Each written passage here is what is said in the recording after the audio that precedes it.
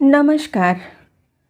आइए सुनते हैं मुंशी प्रेमचंद द्वारा लिखित उपन्यास कायाकल्प का 15वां भाग। लीजिए सुनिए। संध्या हो गई। ऐसी उमस है कि सांस लेना कठिन है और जेल की कोठरियों में यह उमस और भी असह्य हो गई। एक भी खिड़की नहीं, एक भी जंगला नहीं। उस पर मच्छरों का निरंतर गान कानों के पर्दे फाड़े डालता है। सब के सब दावत खाने के पहले गा गा कर मस्त हो रहे हैं।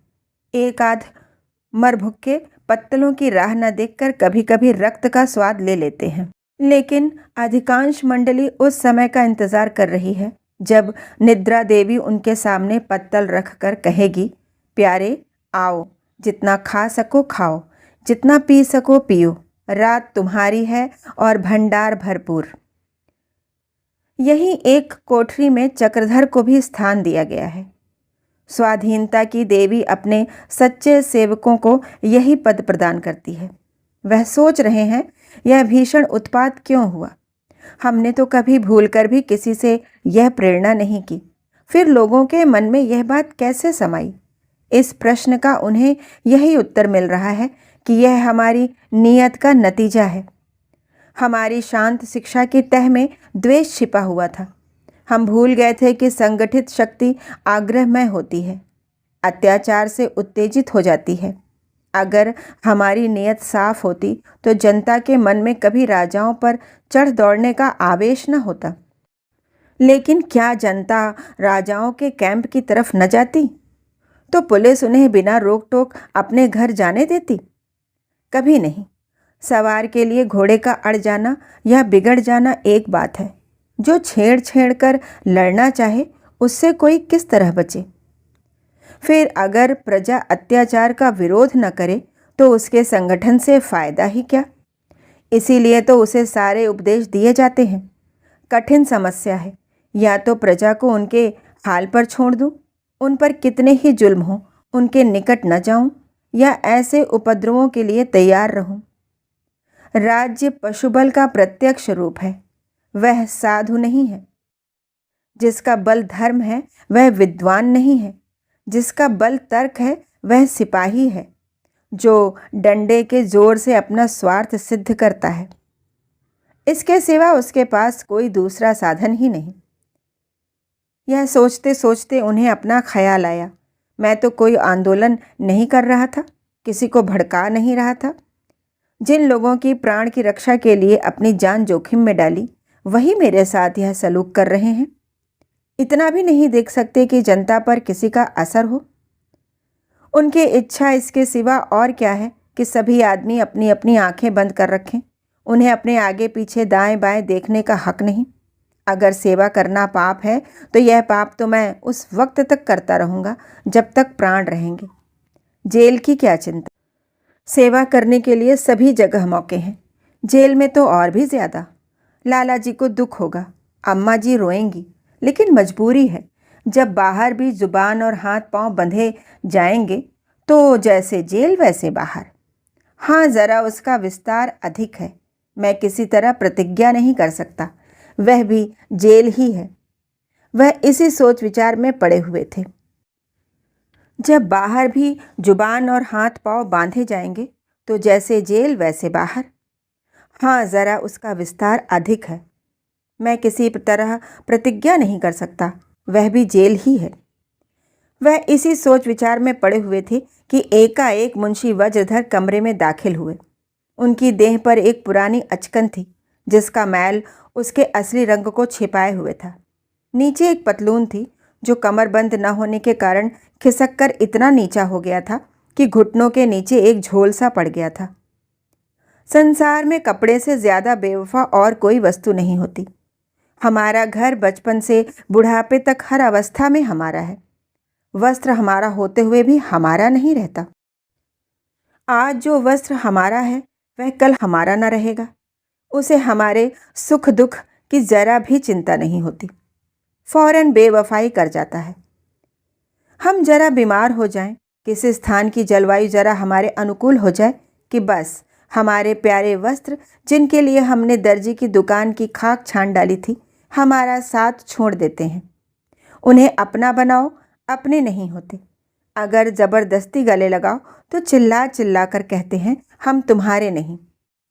वे केवल हमारी पूर्वावस्था के चिन्ह होते हैं। मुंशी वज्रधर की अचकन भी, जो उनकी अल्पकालीन लेकिन ऐतिहासिक तहसीलदारी की यादगार थी, पुकार पुकार कर कहती थी मैं अब इनकी नहीं। किंतु तहसीलदार साहब हुकूमत के जोर से चिपटाए हुए थे। तुम कितनी ही बेवफाई करो, मेरी कितनी बदनामी करो, छोड़ने का नहीं। अच्छे दिनों में तो तुमने हमारे साथ चैन किए, इन बुरे दिनों में तुम्हें क्यों छोड़ूं? यूं तो भूत और वर्तमान के संग्राम की मूर्ति बने हुए तहसीलदार साहब चक्रधर के पास जाकर बोले, क्या करते हो बेटा? यहाँ तो बड़ा अंधेरा है। चलो बाहर इक्का खड़ा है, बैठ लो। इधर ही से साहब के बंगले पर होते चलेंगे। जो कुछ वह कहें लिख देना। बात ही कौन सी है, हमें कौन सी किसी से लड़ाई करनी है। कल ही से दौड़ लगा रहा हूँ। आज दोपहर को जाके सीधा हुआ। पहले बहुत यूं त्यों करता रहा, लेकिन मैंने पिंड न छोड़ा। मेम साहब के पास पहुंचकर रोने लगा। इस फन में तुम जानो उस्ताद हूँ। सरकारी मुलाजिमत और वह भी तहसीलदारी सब कुछ सिखा देती है। अंग्रेज़ों को तो तुम जानते ही हो, मेमों के गुलाम होते हैं। मेम ने जाकर हजरत को डांटा, क्यों तहसीलदार साहब को दिक कर रहे हो? अभी उनके लड़के को छोड़ दो, नहीं तो घर से निकल जाओ। यह डांट पड़ी तो हजरत के होश ठिकाने हुए। बोले, वेल तहसीलदार साहब, हम आपका बहुत इज्जत करता है। आपको हम नाउम्मीद नहीं करना चाहता, लेकिन जब तक आपका बेटा इस बात का कॉल न करे कि वह फिर कभी गोलमाल न करेगा, तब तक हम उसे नहीं छोड़ सकता। हम अभी जेलर को लिखता है कि उससे पूछो राजी है। मैंने कहा, हुजूर मैं खुद जाता हूँ और उसे हुजूर की खिदमत में लाकर हाजिर करता हूँ। या वहाँ न चलना चाहो तो यहीं एक हलफनामा लिख दो। देर करने से क्या फ़ायदा, तुम्हारी अम्मा रो रो कर जान दे रही हैं। चक्रधर ने सिर नीचा करके कहा, अभी तो मैंने कुछ निश्चय नहीं किया, सोचकर जवाब दूंगा। आप नाहा कितने हैरान हुए। वज्रधर, कैसी बातें करते हो, यहाँ नाक कटी जा रही है, घर से निकलना मुश्किल हो गया है, और तुम कहते हो सोचकर जवाब दूंगा। इसमें सोचने की बात ही क्या है? इस तहसीलदारी की लाज तो रखनी है कि तो थोड़े ही दिन, लेकिन आज तक लोग याद करते हैं और हमेशा याद करेंगे। कोई हाकिम इलाके में आया नहीं कि उससे मिलने दौड़ा, रसद के ढेर लगा देता था। हाकिमों के नौकर चाकर तक खाते खाते उब जाते थे। जमींदारों की तो मेरे नाम से जान निकल जाती थी। जिम साहब ने मेरी तारीफ़ी चिट्ठियाँ पढ़ी तो दंग रह गए। इज्जत को तो निभाना ही पड़ेगा।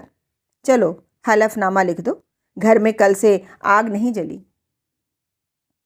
चक्रधर, मेरी आत्मा किसी तरह अपने पाँव में बेड़ियाँ डालने पर राज़ी नहीं होती। वज्रधर, मौका देखकर सब कुछ किया जाता है बेटा, दुनिया में कोई किसी का नहीं होता। यही राजा साहब पहले तुमसे कितने मोहब्बत से पेश आते थे, अब अपने सिर पर पड़ी तो कैसे सारी बला तुम्हारे सिर ढकेल कर निकल गए।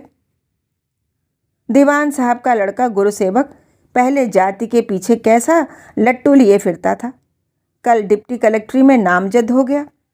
कहाँ तो हमसे हमदर्दी करता था, कहाँ अब विद्रोहियों के खिलाफ जलसा करने के लिए दौड़ धूप कर रहा है। जब सारी दुनिया अपना मतलब निकालने की धुन में है, तो तुम ही दुनिया की फिक्र में क्यों अपने को बर्बाद करो। दुनिया जाए जहन्नुम में, हमें अपने काम से काम है, या दुनिया के झगड़ों से। चक्रधर, अगर और लोग अपने मतलब के बंदे हो जाएं और स्वार्थ के लिए अपने सिद्धांतों से मुंह मोड़ बैठें, तो कोई वजह नहीं कि मैं भी उन्हीं की नकल करूं। मैं ऐसे लोगों को अपना आदर्श नहीं बना सकता, मेरे आदर्श इनसे बहुत ऊंचे हैं। वज्रधर, बस तुम्हारी इसी जिद पर मुझे गुस्सा आता है। मैंने भी अपनी जवानी में इस तरह के खिलवाड़ किए हैं, और उन लोगों को कुछ कुछ जानता हूँ जो अपने को जाति के सेवक कहते हैं। बस मुँह न खुलवाओ। सब अपने अपने मतलब के बंदे हैं। दुनिया को लूटने के लिए यह सारा स्वांग फैला रखा है। हाँ, तुम्हारे जैसे 2-4 उल्लू भले ही फंस जाते हैं जो अपने को तबाह कर डालते हैं। मैं तो सीधी सी बात जानता हूँ, जो अपने घर वालों की सेवा न कर सका वह जाति की सेवा कभी नहीं कर सकता। घर सेवा की सीढ़ी का पहला डंडा है, इसे छोड़कर तुम ऊपर नहीं जा सकते। चक्रधर जब अब भी प्रतिज्ञा पत्र पर हस्ताक्षर करने पर राजी न हुए तो मुंशी जी निराश होकर बोले, अच्छा बेटा लो, अब कुछ ना कहेंगे, जो तुम्हारी खुशी हो वह करो। मैं जानता था कि तुम जन्म के जिद्दी हो, मेरी एक न सुनोगे, इसलिए आता ही ना था। लेकिन तुम्हारी माता ने मुझे कुरेद कर भेजा, कह दूंगा नहीं आता। सब कुछ करके हार गया।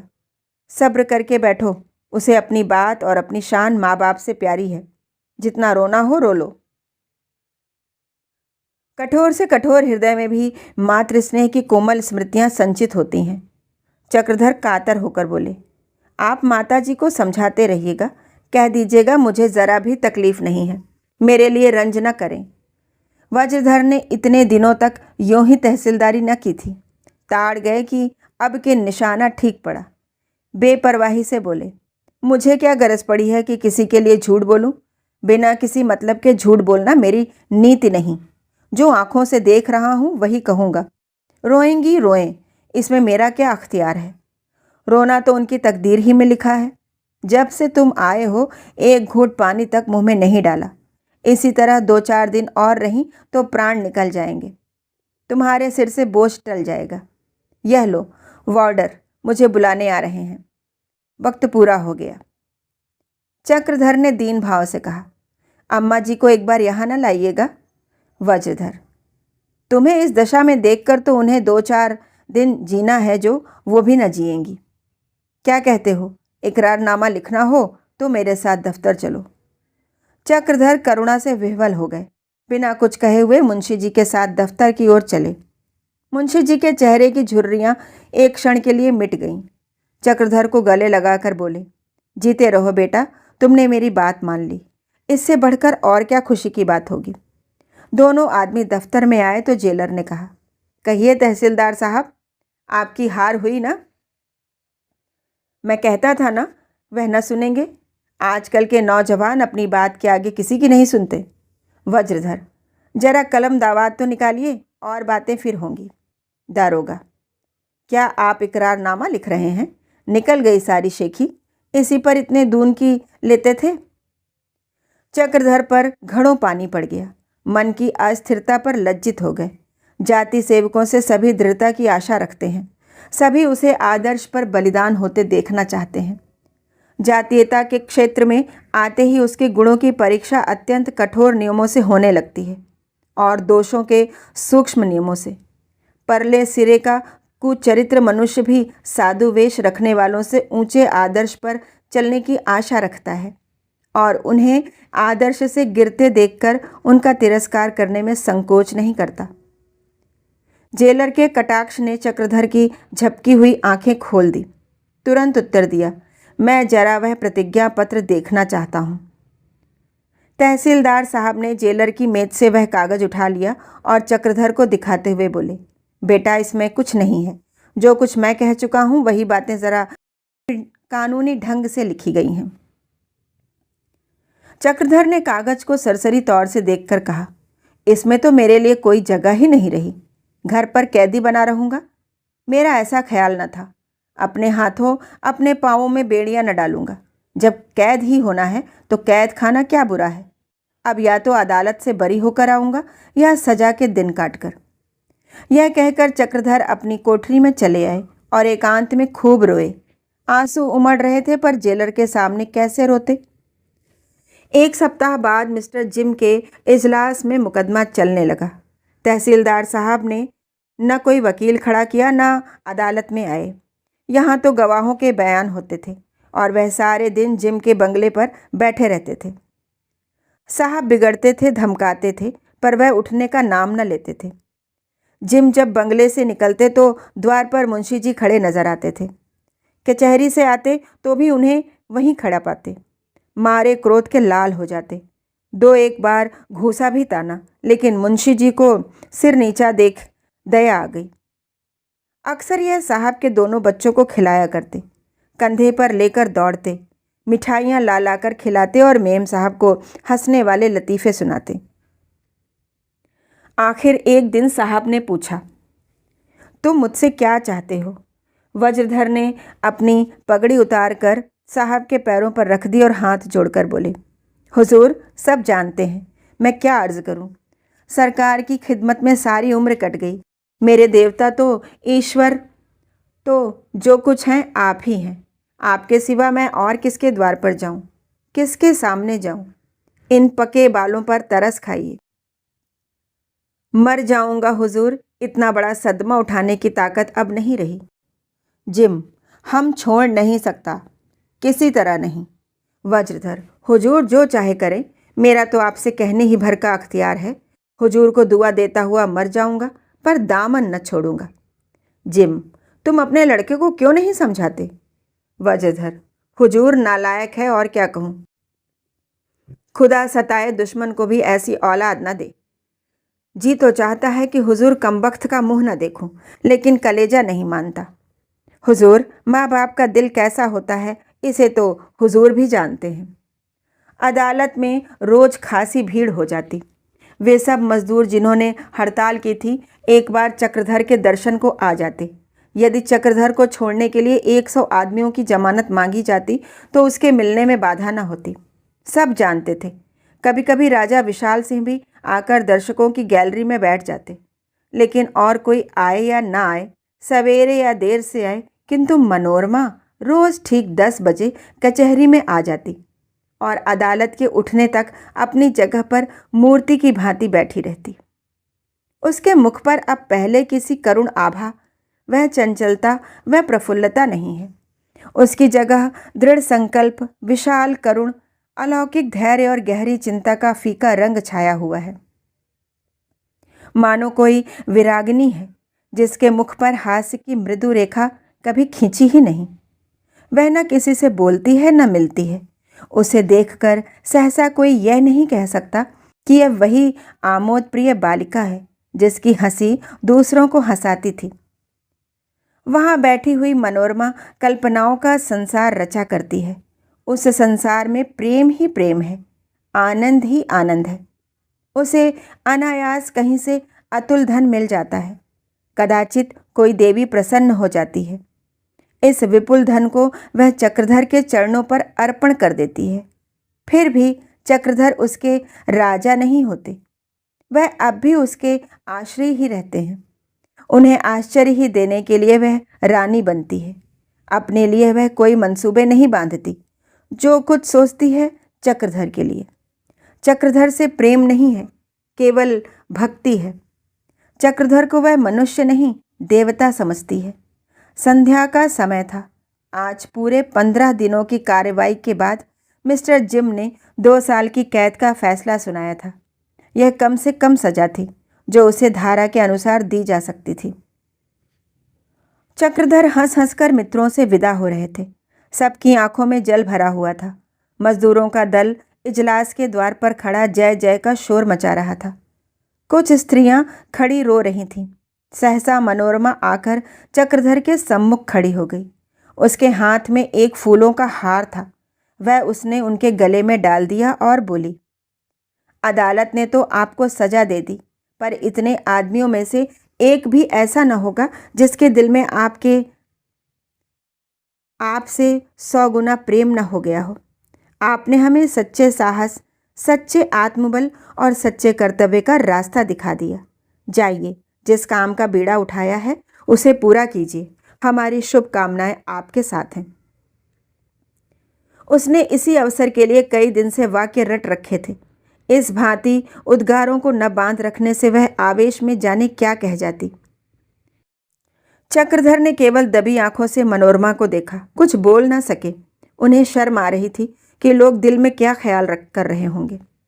सामने राजा विशाल सिंह, दीवान साहब, ठाकुर गुरुसेवक और मुंशी वज्रधर खड़े थे। बरामदे में हजारों आदमियों की भीड़ थी।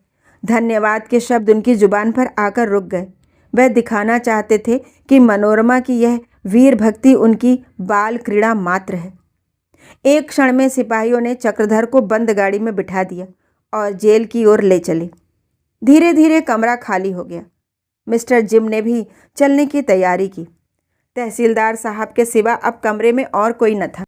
जब जिम कटघरे से नीचे उतरे तो मुंशी आंखों में आंसू भरे उनके पास आए और बोले, मिस्टर जिम, मैं तुम्हें आदमी समझता था, पर तुम पत्थर निकले। मैंने तुम्हारी जितनी खुशामद की उतनी अगर ईश्वर की करता तो मोक्ष पा जाता, मगर तुम न पसीजे। रियाया का दिल यूं मुट्ठी में नहीं आता। यह धांधली उसी वक्त तक चलेगी जब तक यहाँ के लोगों की आंखें बंद हैं। यह मजा बहुत दिनों तक न उठा सकोगे। यह कहते हुए मुंशी जी कमरे से बाहर आए। जिम ने कुपित नेत्रों से देखा पर कुछ बोला नहीं। चक्रधर जेल पहुंचे तो शाम हो गई थी। जाते ही जाते उनके कपड़े उतार लिए गए और जेल के वस्त्र मिले। लोटा और तसला भी दिया गया। गर्दन में लोहे का नंबर डाल दिया गया। चक्रधर जब ये कपड़े पहनकर खड़े हुए तो उनके मुख पर विचित्र शांति की झलक दिखाई दी, मानो किसी ने जीवन का तत्व पा लिया हो। उन्होंने वही किया जो उनका कर्तव्य था, और कर्तव्य का पालन ही चित्त की शांति का मूल मंत्र है। रात को जब वह लेटे तो मनोरमा की सूरत आंखों के सामने फिरने लगी। उसकी एक एक बात याद आने लगी और हर बात में कोई ना कोई गुप्त आशय भी छिपा हुआ मालूम होने लगा। लेकिन इसका अंत क्या? मनोरमा, तुम क्यों मेरे झोपड़े में आग लगाती हो? तुम्हें मालूम है तुम मुझे किधर खींच लिए जाती हो? ये बातें कल तुम्हें भूल जाएंगी। किसी राजा रईस से तुम्हारा विवाह हो जाएगा, फिर भूल कर भी न याद करोगी। देखने पर शायद पहचान भी न सको। मेरे हृदय में क्यों अपने खेल के घरौंदे बना रही हो? तुम्हारे लिए जो खेल है वह मेरे लिए मौत है। मैं जानता हूँ यह तुम्हारी बाल क्रीड़ा है, लेकिन मेरे लिए वह आग की चिंगारी है। तुम्हारी आत्मा कितनी पवित्र है, हृदय कितना सरल। धन्य होंगे उसके भाग्य जिसकी तुम हृदयेश्वरी बनोगी। मगर इस अभागे को कभी अपनी सहानुभूति और सहृदयता से वंचित मत करना। मेरे लिए इतना ही बहुत है। आज यहीं तक। अगला भाग फिर सुनेंगे।